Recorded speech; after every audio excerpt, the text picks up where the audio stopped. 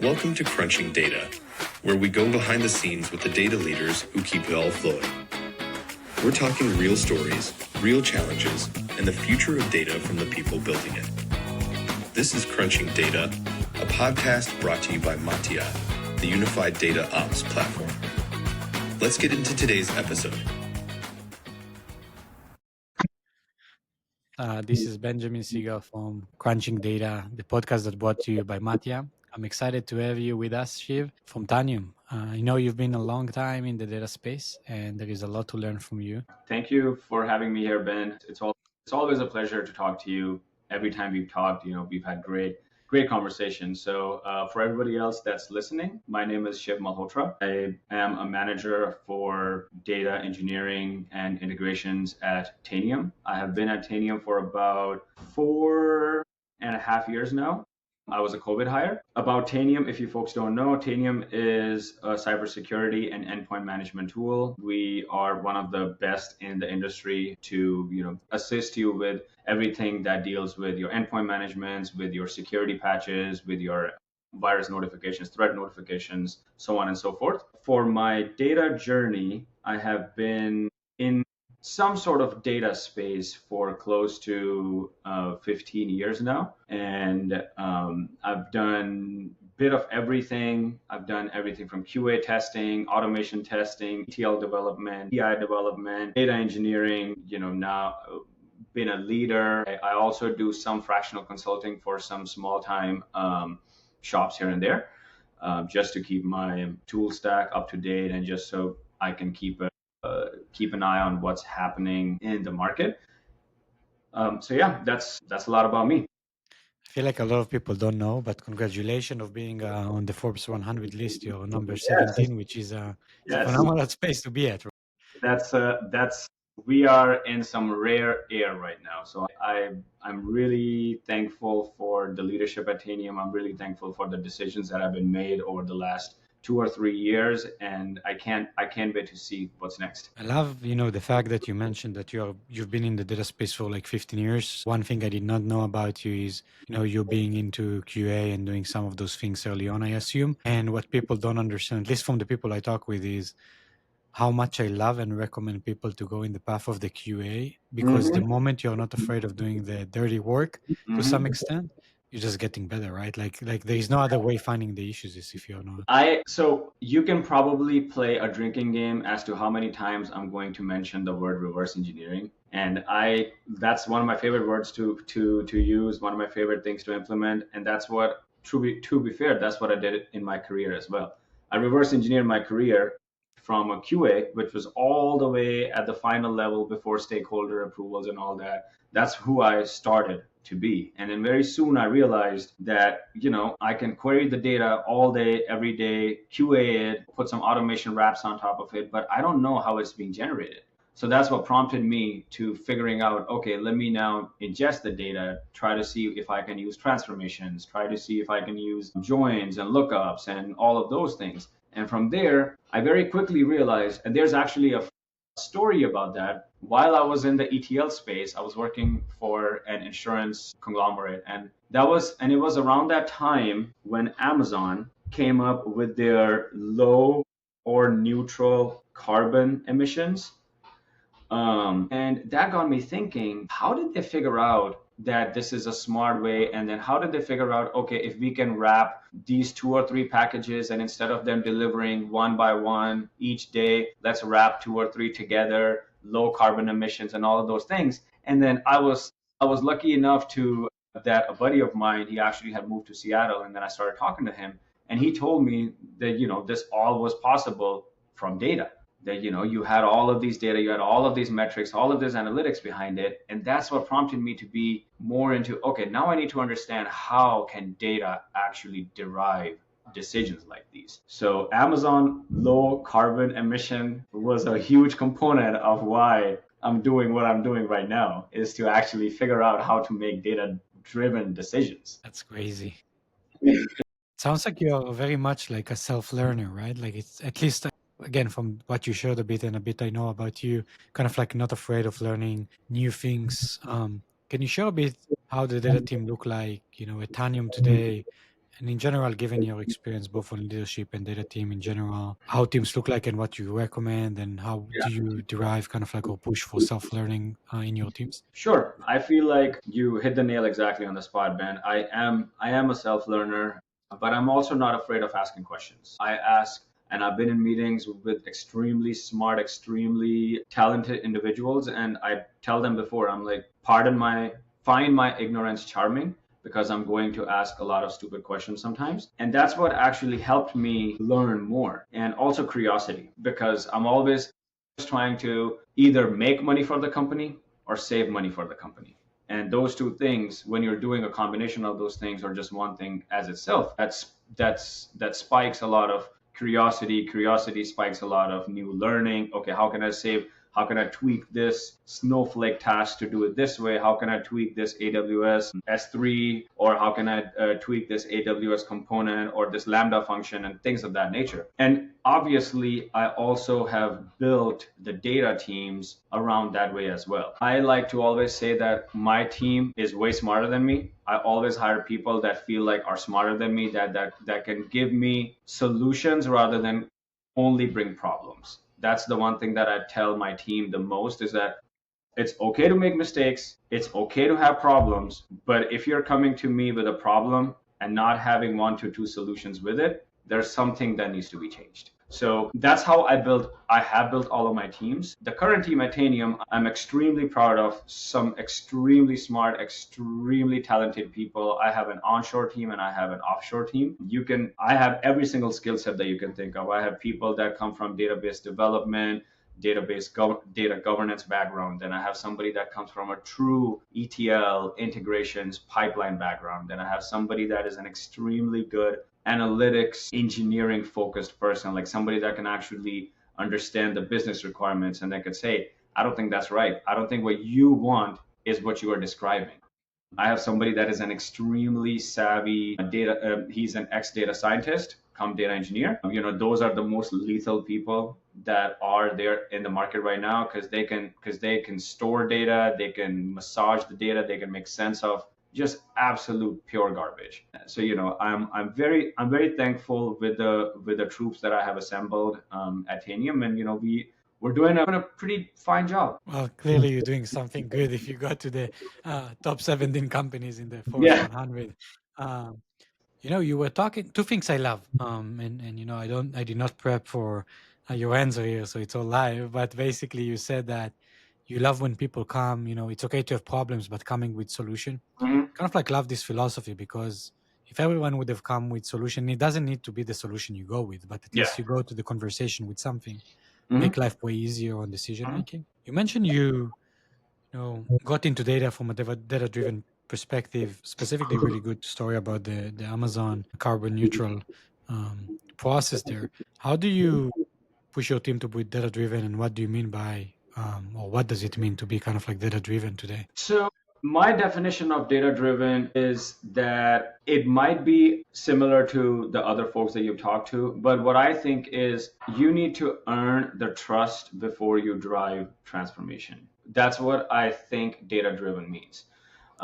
It could be different, it could be controversial, but I truly feel like you cannot be data driven if you don't have trust of your stakeholders, if you don't have trust of the people that are actually going to drive the decisions. I've worked at companies where where you have built the best pipelines. The pipelines have reduced from 20 minutes to 20 seconds. But when you actually go down, when you uncover the curtains and you see the usage, nobody's even using that data anymore. Or nobody uses that dashboard, or nobody uses the model that you built and spent 8 hours, 16 hours working on. So for me, data driven is mostly about how can we hit on the problems that drive the most ROI for the company, and simultaneously how can we make sure that all of this legacy stuff that we've inherited does not blow up one day and we are left with pipelines that are taking 200 plus hours to run. So I work on both of these highways simultaneously. That's what I mean by being data driven and having my team make data driven decisions. I'm gonna take the sentence you shared about to drive transformation, you need trust. And you mentioned two things I kind of like love. I'm getting a lot of ammunition in my sentences right now. But the two you just shared, one is you truly cannot drive transformation with no trust. Like you can come the best exec in the world in one company, coming to company number two, and nobody trusts, then decision and transformation won't happen. And then the second thing, now I talk about exec, but same every decision you take. But second thing you shared, which I find extremely phenomenal, is that building a data team is not enough, or spending time on a pipeline is not enough. Building the trust and building the system, and you mentioned a sentence around ROI. Many companies are building a lot of projects, which are great projects for learning, right? Like the person who is doing the project is learning a ton, maybe from the process, but the ROI is not there. And then obviously they come to the manager, like to you, Shiv, hey, why the team is not providing? Just amazing to see that this is your North Star, looking at those metrics and saying what is the biggest ROI constantly for the company. Just appreciate it. Thank you for sharing this. Yeah, and things like these happen with experience, and things like these happen. You learn these things as you grow and mature, not just in your company, in your role, but also just as a human, because you don't need to do POC on 50 different AI components. You don't need to do POC on 50 different reverse ETL platforms. What is the problem that you're trying to solve? And can we just do it in-house easily? Why do you need to have this data appear in 5 seconds? What problem are you trying to solve that is so complicated that cannot wait 30 minutes?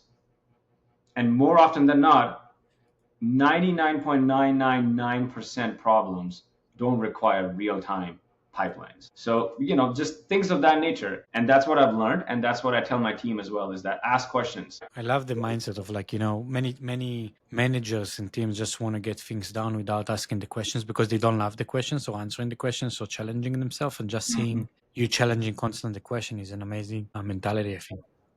I'm going to hijack this one time, and this is something that I learned from one of my mentors. He said that always have your team work on the 3 C's, C as in like the alphabet C. One was clarity, one was curiosity, and one was courage. So clarity basically just means you understand the business question that you're trying to solve. What is your question?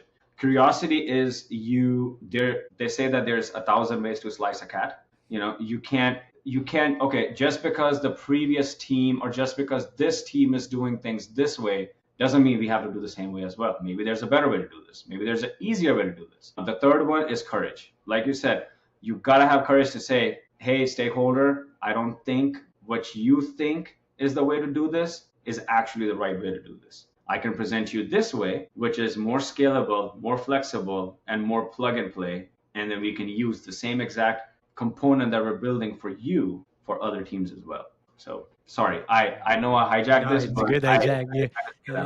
It's good you hijack the conversation. If I go a bit into kind of like lesson learned and leadership lessons, and you've been around the block for a while and been in multiple places and roles, and both leadership and non-leadership, which is amazing, going from the bottom up. Given you worked with some data teams, can you share like one lesson you've learned for building teams and systems, for something that, if we have people listening, both from leadership perspective or people that are just building, or starting their career, one lesson that you think that are critical, as they build teams or joining teams and systems? Yep. So what I always tell people, and we've already touched over this just a little bit, is that the real bottlenecks. So anytime any single data leader takes over a team, and I used to do this as well, you immediately get into, let me look at the backlog, let me look at the service or the tickets that you have, let me look at the Jira tickets you have, what is the trend, what is the problem, and why is this pipeline not working, why is this dashboard not refreshing, why is this thing taking 24 hours to run, blah blah blah. What I recommend everybody, it doesn't matter if you're an IC, it doesn't matter if you're in a leadership role or getting to be in a leadership role, is that identify your bottlenecks. More often than not, real bottlenecks are almost never purely technical. They are either cultural or they are trust related. Those are the two that I've seen, that those are your bottlenecks. Identify that. Surround yourself and build a great team, the foundation to have a great data team is to build a great team of problem solving individuals that just coincidentally happen to know a little bit of data around them. And that's how you will solve majority of the problems, because it's easy to teach people like Matia, or it's easy to teach people SQL, Python, any of those R, any of those things. I've learned them myself, and I didn't go to school for that. But it's very hard to teach people how to be problem solving, how to ask the right questions, and how to do that. So you can build the best tech stack. You could have two tools that are doing data observability. You can have two tools that are doing data governance, or you can have one tool that does it all, but that's different. You could have the best enterprise data warehouse. You can have AWS, you can have Azure, but none of those things make any sense if the culture is busted or if the trust is not there. So you gotta have those two things. It's amazing to hear those things, because people run to the best technology, etc., etc. And we have philosophy on Mate in general about unification, but putting that aside, people run to technology before they run to a problem, and before they run to understanding if there's some underlying things you don't understand, like culture, etc., that might cause things that are just enhancing the problem. Always happens. Amazing to hear those things. And I love, I was about to ask you what makes a data team a great data team, but you just said bring the best people that are problem solvers, and they will solve it all. That's you always gotta have people that ask the questions. You know, especially, like, there's obviously exceptions to that. Like if I'm looking for somebody that's extremely technical, and then that problem, then I still might need a bit of problem solving and a bit of critical thinking then as well. But if I'm looking for people that are going to be in analytics engineering, or that are going to be developing pipelines per se, I feel like those people should have those critical skills. Those people should have those courage to ask those kind of questions. I cannot agree with you more. If you can give one piece of advice from experiences you had personally on inheriting data teams, if there is a leader and you give advice to a data leader that just inherited a team, what would it be? Like, what would be something that you say, you start not start day one, because most likely you're already in the company and you're inheriting a team, but maybe you come externally, but one advice that you would give someone that is inheriting a team. So if somebody is inheriting a team, the advice that I would give to them is, first of all, is analyze. What I always do with my team, doesn't matter if I'm, because I've hired interns as well, not just at Tanium, outside other companies as well, is every single time somebody gets hired, I give them a 30-minute spiel on how does a company make money. What are the tools or the services? Because I've worked at services companies, I've worked at companies like Tanium, where it's a solution provider. What are some of the tools? So basically, how does a company make money? Then, if you're a leader as well, you also need to understand, okay, these are the products that a company is making money from. Now, again, like I said, reverse engineering. Then you know how the company is making money. You see, okay, are we getting every single click data? Are we getting all of the customer information, all of the user analytics, all of the marketing information, all of the keyword data that is relevant to the final goal, which is making money? And if you're getting all of that, is it coming into a good shape? Is it being transformed correctly? Is it being governed correctly? And then you just sort of architect your way from there. And then you will automatically realize, okay, it seems like my pipelines are not being built fast enough. All right, I might need a data engineer. It seems like a lot of my data is sitting in APIs and machine learning models. Okay, then I might need a data scientist. I have 20 tasks that are sitting in ServiceNow, but they haven't been ingested in Jira. Okay, then I might need a BA. So then the answers automatically start coming to you, but you need to understand how does a company make money, and what are the biggest pain points that are happening for the company to make money from a leadership perspective. And then the answers just come to you. Amazing stuff. Now, moving some gears around tool and tech stack, there were a lot of talks around tool and tech stack, and I feel like every 5 years there is a new conversation around that, but COVID, we had a lot of those. Data leaders spend a lot of time talking about tools, and not going to talk specifically or ask you about the DL data stack, but people, it's overdone. People are saying it constantly and asking this question. But if I ask it in a different way, and please don't say Mattia, if you had to design a stack today, what are like one underrated tool that you would insist including in a system if you need to design, from zero a system? You are correct. Every 5 years, I feel like there's a new wave of tools. I feel like, and I don't know if you were in the data space back then as well, but I would say around 10ish years ago, big data. Hadoop was like, everybody was saying Hadoop this, Hadoop that, Hadoop this, MapReduce. Yes, MapReduce, Hadoop, all of that. And then came cloud. Everybody was like, oh, cloud, we need to go on the cloud. And cloud became to the point where on-prem companies were treated as people that get the smallest table on Thanksgiving. We are approaching Thanksgiving time, so I'm going to start making that reference, is that, if you were not on cloud, you were not invited to the big boys table. You were always invited. You get the smallest table, you sit on the side. So that's when it came to cloud. And I feel like now everything is about like Copilot. Everything is Copilot, and I know you asked a question about underrated, but also on the same thing, I would also mention there's no true tool that is underrated, because every tool I feel like has a purpose in the right company. But definitely I would say overrated is Copilots. Just Tanium itself, we have, at least I get a request of enabling 4 to 5 Copilots. Too many Copilots, huh? Some are for sales, some are for marketing, some are for our revenue operations. And then what happens is then you get into decision bias. Which Copilot is actually even correct? Because each of them have varying scores. Then marketing is fighting against sales operations, like, hey, we need to use this Copilot score and then this Copilot score. So that's definitely overrated. Like I said, humans make decisions. Copilots don't make decisions. Don't look at a score and then just base your decision off of that score. You need to be looking at data. You need to be looking at trends, forecast analysis to make those decisions. Underrated, I would say definitely, and that's something that's coming on the board quite a lot, is observability. I feel like observability is, now we have to take this with a grain of salt as well, because if you're just inheriting a new team and you need to build a brand new data stack, observability is not something that you should be dishing out your money on. But if you already have a data stack that's mature,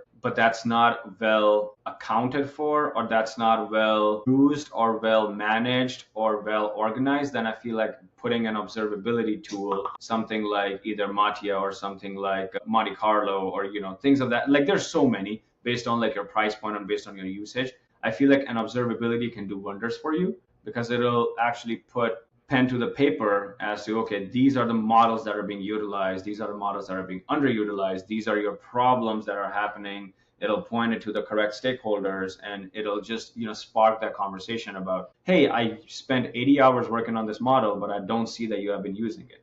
What gives? Yeah, I feel like one thing that is powerful in observability is two things. The first, you can build better trust. So when there is an issue, people are aware of the issue. And then the second, like, if they see data and they know that something is going on, they say, okay, I cannot trust the data now. I will trust it when it's fixed. Mm-hmm. But then second, it's showing, and I think this is true both to catalog and to observability specifically, showing to stakeholders that the data team is actually doing work similar to DevOps. Like someone in DevOps works so hard to build some Kubernetes cluster with some CLI, and today there is Argo CD and some other mechanism that shows some stuff, but before there were no those mechanisms, then people that don't know the hard work that DevOps/data is doing, it's like, oh, what is data doing today? Yeah. And data is doing a ton. You just don't know that they are doing so much. 100%.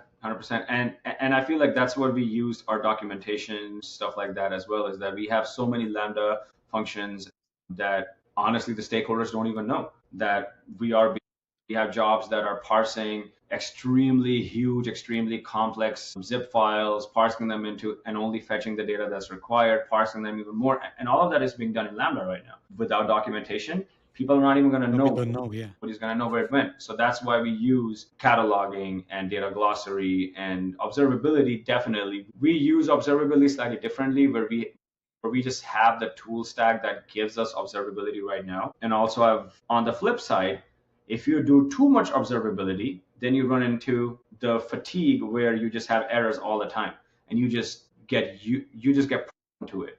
You have Slack, one SaaS product giving you an error, dbt is giving you an error, your SNS topic is giving you an error, your Lambda function is throwing you an error, your Airflow is giving you an error, and you're just like, man, you know what? It's fine.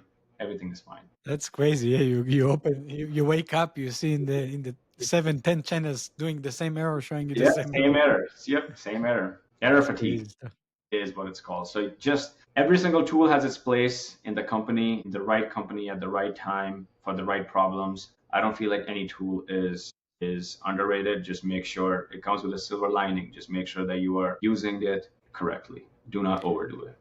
I guess I will ask two more questions that are interesting for me. The first one is looking ahead, what excites you about the next wave of data-driven businesses models, and also where AI coming in, or like if you see AI actually making you excited about some of this stuff. And I'll ask a question that is unrelated to tooling stack and data specifically. Yeah, what the exciting thing about the future of data engineering and just in data space in general is that we are truly seeing companies that are putting data as their forefront. The data as a reporting, data used to always be considered, data teams or BI teams in the past were always considered as a liability, not necessarily an asset. And I come from those times where it was, a pain to just go ask your IT manager to give you X and Y money to buy new RAMs for your on-prem data servers, and they would just look at you like, God, man, like, can you stop asking from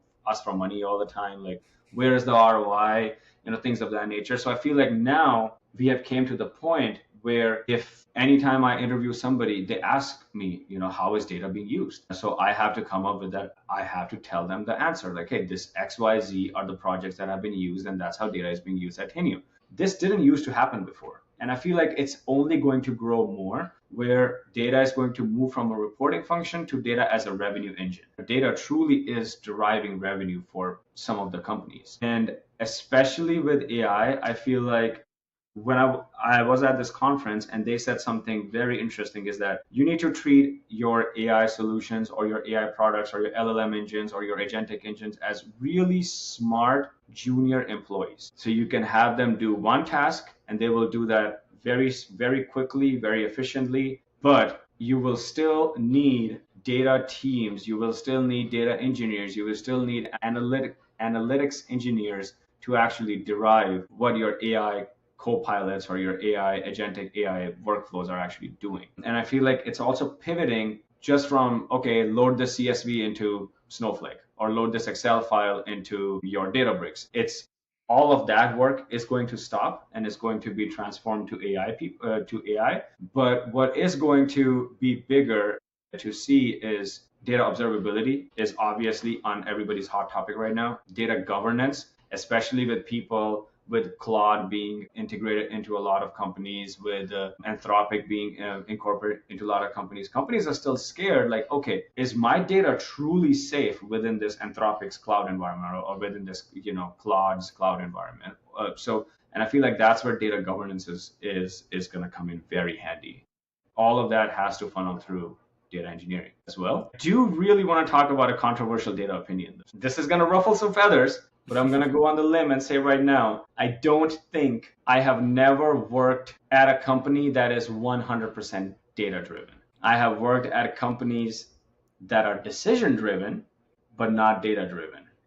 And even decision driven is a fantastic place to be at, because it means that people that are making those decisions are actually looking at the data to make those decisions. But if a company says, yeah, we are 100% data driven, I think that is a false statement, because at the end, if all the metrics are saying, hey guys, or hey folks, these metrics are saying that we can sell more in LATAM if we hire 100 sales agents there. If you are a true data-driven company, you will hire 100 people, but you're not. You're gonna be like, let's go with 5 and see if it's truly making a difference. That's not data-driven. That is decision-driven.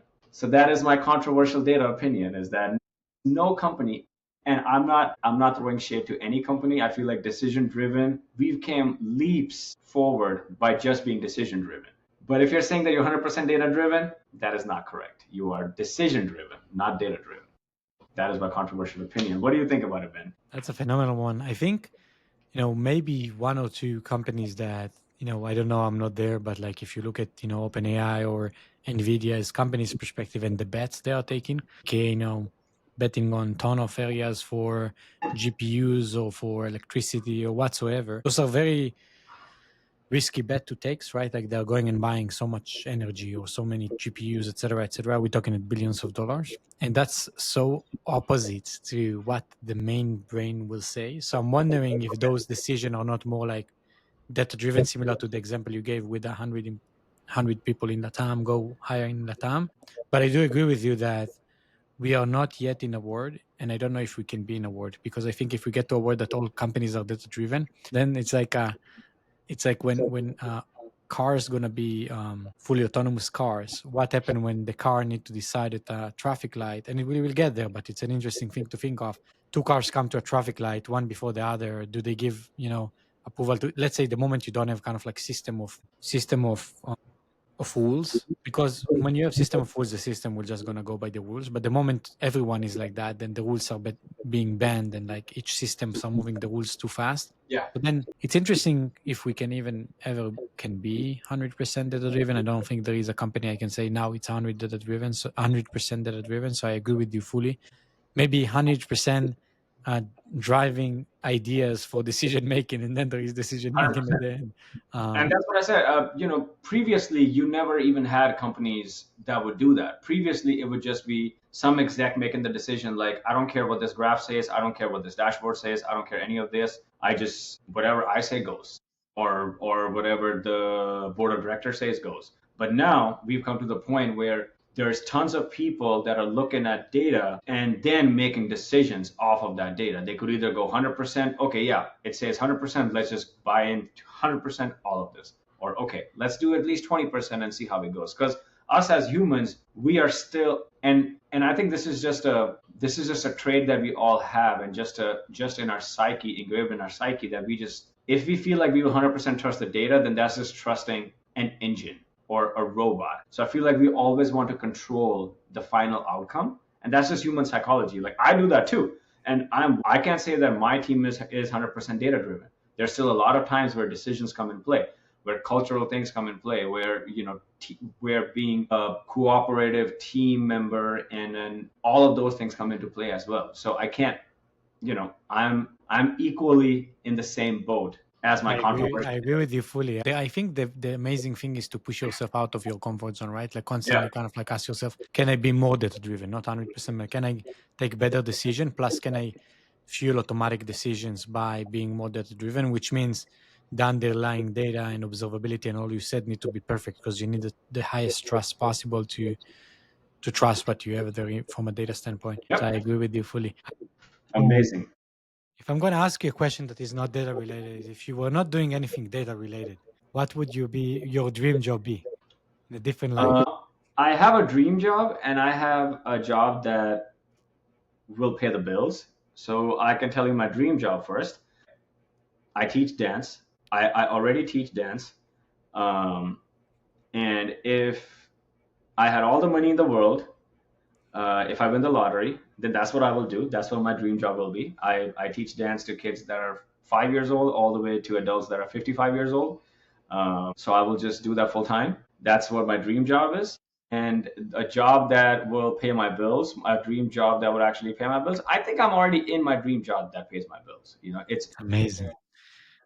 I get to talk to some of the smartest people. I get to do podcasts with some of the most brilliant people. I get to interact and solve very interesting problems. If I had to pick a dream job that was non-data related, I would probably be an architect. I like modern architecture. I like mid-century architecture. I like fusion architecture. I like Japanese architecture. So I feel like that's what I would be. I would be like. And what type of dance do you teach? I teach a North Indian folk dance. I have an academy out here in Kansas City. So amazing. Yeah. Man, I feel like I have so much to learn from you that is not data related. Like you were talking about offshore and onshore, and how do you manage teams that are like, there is so much to learn that are not specifically for data, just in general. Yeah. But we are getting on time, so I just wanted to thank you for joining us on Quenching Data here with Mattia, and you can tell your audience, where they can find a bit more about you, and maybe on the dance, but also in general, if someone want to reach out to you, what's the best way to reach out to you? Sure, you could reach out to me on LinkedIn. I think my LinkedIn will probably be posted on the thing as well. So you can reach out to me on LinkedIn. If you want to follow my dance page, it's KCBHANGRA. Also, I can list that as well. Really appreciate the time and really appreciate the good conversation. I really, really enjoy it. And it's always good to see you around, Shiv. Always good to see you as well, Ben. Thank you so much. You Yeah. too. Bye. Bye-bye. Thanks for listening to another episode of Crunching Data, brought to you by Mattia, the unified data ops platform. You can find us at mattia.io.